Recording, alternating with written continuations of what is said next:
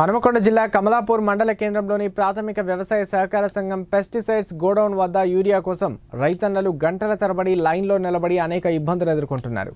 ఈ సందర్భంగా రైతులు మీడియాతో మాట్లాడుతూ ప్రభుత్వాలు మారినా రైతుల కష్టాలు మాత్రం తీరడం లేదని ఆవేదన వ్యక్తం చేశారు. ప్రభుత్వ కొనుగోలు కేంద్రాల్లో దొరకని యూరియా బస్తాలు ప్రైవేటు షాపుల్లో అధిక ధరలకు యజమానులు అమ్ముతున్నారని ఆగ్రహం వ్యక్తం చేశారు. ప్రైవేటు షాపుల్లో యూరియా కొనుగోలు చేయాలంటే దానితో పాటు ఏదైనా కాంప్లెక్స్ పురుగు మందును కొనుగోలు చేస్తేనే యూరియా అమ్ముతున్నారని ఆరోపించారు. ఇప్పటికైనా ప్రభుత్వ అధికారులు స్పందించి రైతులకు సరిపడా యూరియాను ప్రభుత్వం కొనుగోలు కేంద్రాల ద్వారా అందజేయాలని డిమాండ్ చేశారు.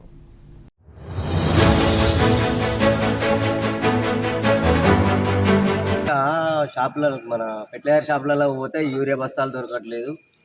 ఒకవేళ దొరికినా కూడా వాళ్ళు ఏమంటున్నారంటే కాంప్లెక్స్ ఎరువులను లింక్ పెట్టి యూరియా బస్తాలు ఇస్తామంటున్నారు. ఇటు సొసైటీలకు వస్తే సుత సరిపోని స్టాక్ లేదు.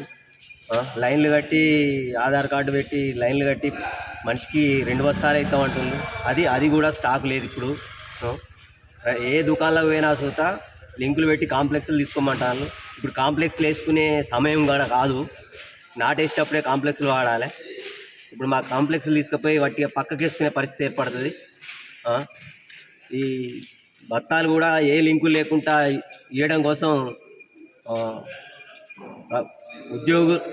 ప్రభుత్వానికి సంబంధించిన అధికారులు వీటిపై చర్యలు తీసుకొని రైతులకు ఫుల్లా దొరికేటట్టు చేయగలరని నేను ప్రభుత్వాన్ని కోరుతున్నాను. ఏమన్నా అంటే యూరియాకు మేము ఇబ్బంది పడడం అవుతుంది. గత ఏ సీజన్ వచ్చినా ప్రతి ఆగస్టుకు వచ్చినామంటే ఇదే, ఏ ప్రభుత్వం ఉన్నాక అంతే అవుతుంది, ఏ ప్రభుత్వం వచ్చినా అంతే అవుతుంది. బయట ఒక్కొక్క బస్తా ఇప్పుడు 270 రూపాయలు దొరికే బస్తా బయట 320 రూపాయలు అమ్ముతాను. ఆ 320 పెట్టి కొన్నా కానీ దానికోటి మందు సీసా లేకపోతే మోనోనా లేకపోతే ఎస్పేటా లేకపోతే పొటాషా కాంప్లెక్స్లని లింకులు పెడతాను. ఆ రైతులను ఇట్లా ఇబ్బంది కూడా బాగా పెడతాను.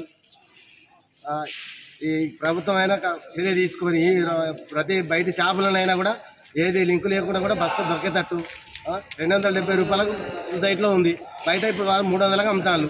దాన్ని 300 పోయి 320 కూడా అమ్ముకుంటారు మళ్ళీ లింకులు పెట్టి. దీనికి రాజకీయవేత్తలైనా లీడర్లైనా ఎవరైనా చర్య తీసుకొని